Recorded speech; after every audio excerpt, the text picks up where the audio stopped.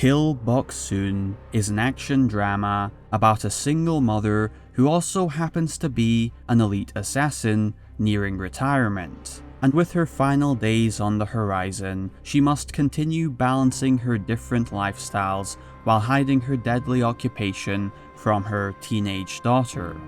Now, you might anticipate that a movie titled Kill Boksoon would maybe have more of an emphasis on the kill, and may lend itself to an action movie that may have this assassin face off against a league of other assassins trying to kill her, potentially putting her daughter's life at risk. But that's not the case here, as the title is more of a play on words for the lead character's name, Kill Boksoon, and there's no one really out to kill her as she's very well respected in her field. Instead, the movie is a lot more drama-oriented, with some general world building for the organization she works for, as well as a light focus on this mother-daughter relationship, as Boksoon aims to be a better parent. And this is where the movie sets out to present a number of interesting ideas, as you've got this assassin organization led by this chairman who has a monopoly on all the assassins, allowing them to kill only within his rule set and assigning targets based on a 4-tier system, which causes some inner conflict among the lower ranked assassins. And this chairman seems to have a history with Boksoon, but is also apparently in some weird relationship with his sister, so that creates some tension between the three.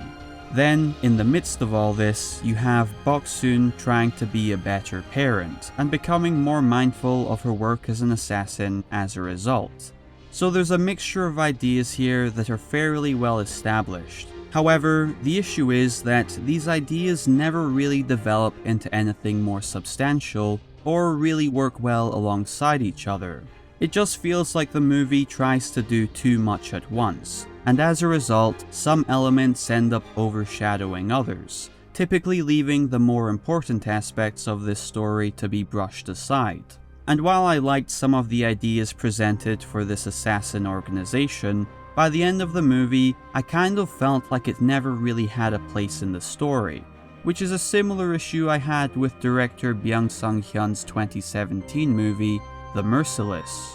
And instead of serving the movie, what it did do was take away from properly developing this mother-daughter angle, which is quite unfortunate because there is a visible rift between the two, and I can understand what the movie was going for. But without a solid foundation and appropriate development, the direction used to try and bring them together feels rather weightless. And you kind of just have to take their scenes together at face value, because the movie isn't willing to do much else with the ideas it presents, as they open the door for something interesting, but ultimately leave a lot more to be desired, which is pretty underwhelming in a movie that's over 2 hours long and focuses more on the drama. So it's a mixed bag in terms of the story it wants to tell, and if you're coming to this movie for the plot, then you may be disappointed.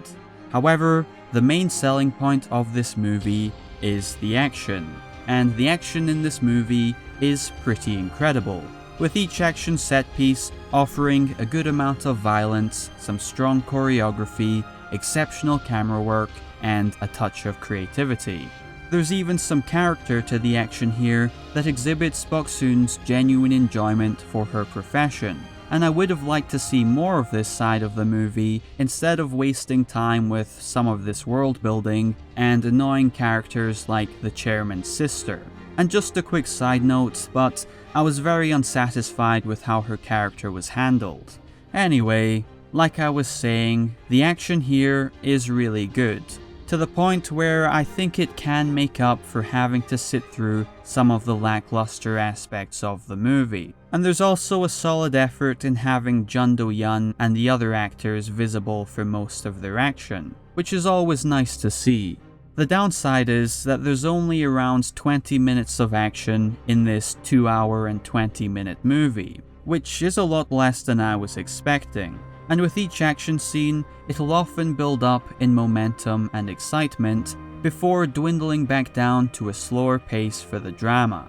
It definitely picks up more in the second half, where it feels like it maintains the pace well, while driving it through a sense of thrill and tension, leading into the final action scene of the movie, which appears to be the most visually stylish, tapping into a creative element introduced near the beginning. And I thought this one was pretty cool to watch, but ultimately feels the emptiest, as it's more reliant on narrative elements that aren't executed as well as they should have been, resulting in a pretty underwhelming ending to the movie.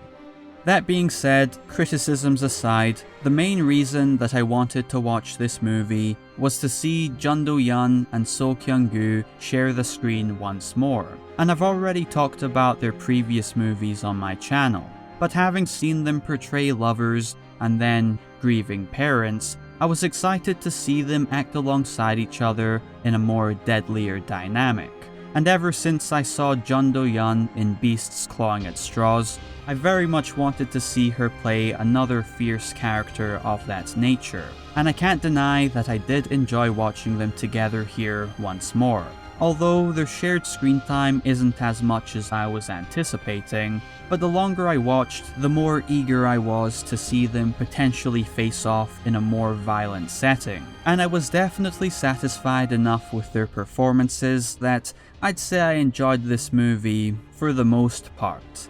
I'm never going to watch it again, and I feel like I've already forgotten most of what happened, but it has a nice dystopian atmosphere paired with great action and solid performances from the cast. I also did like a number of the ideas on offer, and if they were better executed to provide the necessary impact to make any aspect of this story effective, then this could have had potential to be much better. But it is another straight-to-Netflix South Korean movie after all. So if any of this interests or appeals to you, then you can check it out on Netflix. I can't say you'll enjoy the movie for the same reasons I did, but maybe you'll enjoy it even more. And at the very least, you might find it worthwhile to skip through the movie just to watch the action.